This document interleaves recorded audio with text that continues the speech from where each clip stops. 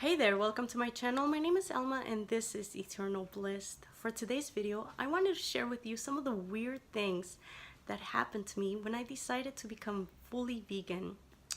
After many years of being vegetarian, this year I finally decided to take the leap and to embrace a fully vegan, committed, healthy lifestyle. And so this video is just a fun little video to share with everyone who is thinking about becoming vegan or learning more and giving it a try. So the first weird thing that happened to me was that I started experiencing some intense mood swings. I became highly sensitive. I went through many different stages. I went through an angry vegan stage, which basically means that I was pissed off at everybody who was hurting animals, who was eating animals, who was leaving smart comments on any of my vegan posts. And I was just mad, like, how can people be so unconscious? How can people be this? How can people be that? When in reality, it's not about how can people be, it's more like, what can I do to bring more awareness into others?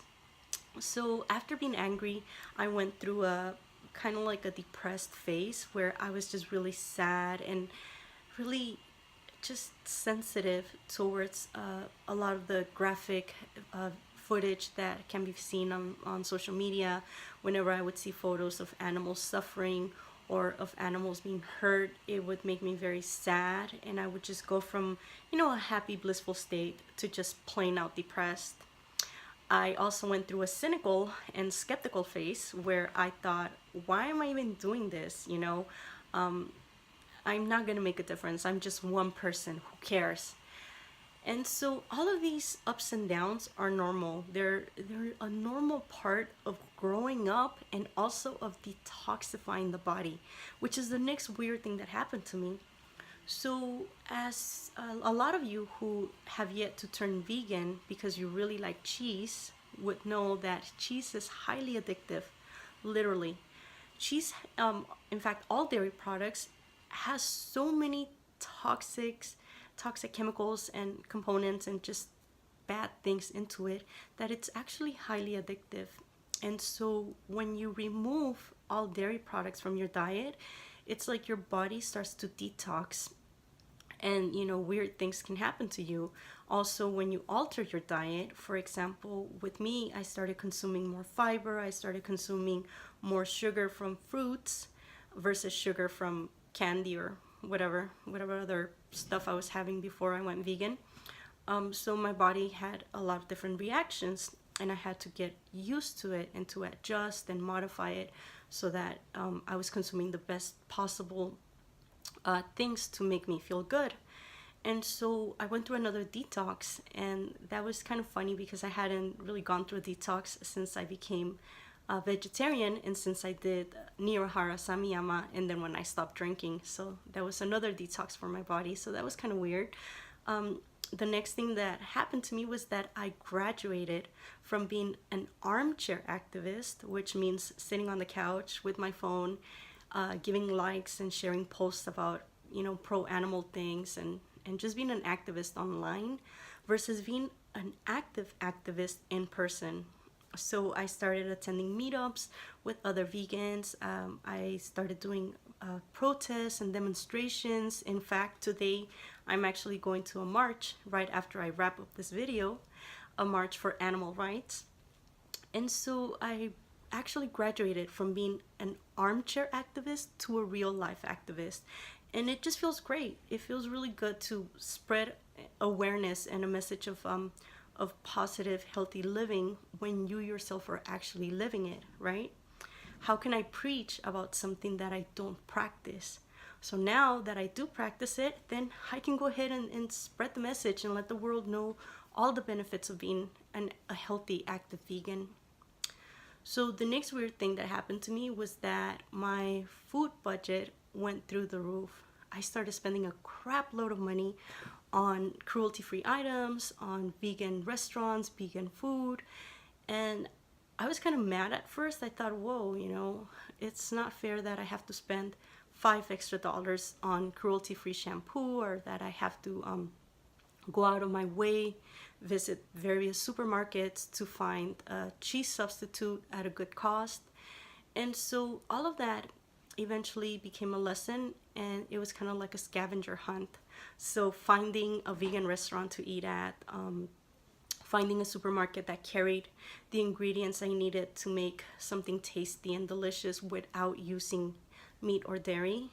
All of that became kind of a challenge, and it was kind of like a scavenger hunt. So it was difficult at first. I had to figure out what I should be buying and what I shouldn't be buying. And so that was a little bit of a challenge. The next thing that happened to me was that I got caught by the vegan police more than a couple of times, and it wasn't fun. So basically, what that means is that I would be really happy sharing on social media about something I bought or something I really enjoy, and then somebody would comment and say, "Oh no, that's not vegan." And then I would be like, "What?" For example, I used to buy Altoid mints, and they're pretty good and they're handy. And then somebody pointed out that Altoids, that mints, are not vegan. They actually contain gelatin, which comes from animals, from the bones of animals. And I thought, what? Like, that's crazy. These are just mints. But it's true, and I felt pretty dumb about it and kind of grossed out. Another thing that happened to me was one time I was on Instagram sharing about pearls that I had ordered to include on the jewelry I make for my Etsy store. And I honestly didn't know that pearls are not cruelty free. And so somebody pointed it out, and I just felt like a total dumbass. Like, I felt so stupid. Like, how could I not know this? It's common sense, right? And so all of these little things are really humbling, and they're also valuable lessons. And so instead of getting upset about it or feeling like, oh, everybody's so self-righteous and this is why nobody goes vegan, I actually took that as an opportunity to educate myself and also to learn how to educate others. Prior to turning vegan and to being more active as an activist, I had kind of a problem pointing things out to people and standing up for my beliefs. And so if somebody would share something that was mean or disrespectful to an animal, or that just wasn't cool in that sense, I would just pick my battles. Like, sometimes I wouldn't say anything, or I would just say something but very mildly. But after being caught by the vegan police a couple of times and seeing the value of being educated, then I realized I myself should start pointing things out too, not in a mean-spirited way, but in a way that can be beneficial to a person who is really trying to do the right thing, but just doesn't have the correct info. And so the last weird thing that happened to me was that my consciousness began expanding, like, so much. And I feel like I've matured a lot in these past couple of months that I've been vegan.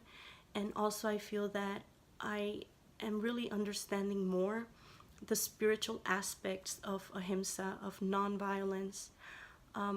Recently, my guru Paramahamsa Nityananda shared a couple of really good discourses on the importance of having a vegan lifestyle, of consuming only organic products, and how the consumption of non-organic or non-vegetarian products really hurts our bodies, it hurts our consciousness, and it just hurts the planet, and it's putting us all at risk.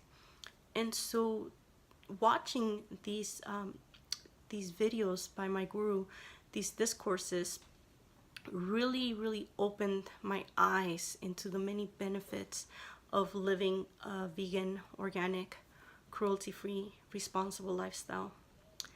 And so that's all I have for you today. If you really enjoyed this video, make sure to like and subscribe to this channel. Make sure to share with somebody who would benefit from it. If you are a new vegan, an aspiring vegan, or somebody who is curious and would like more info, let me know and I will be happy to share with you and to answer any questions. I strongly recommend that you check out the discourses by Paramahamsa Nityananda that I will be sharing in the description box of this video. Those discourses are are real eye openers. You know, it's even if you're not Hindu, even if you don't follow a guru, they're still very powerful and can open your eyes into embracing a healthy vegan, organic, responsible lifestyle.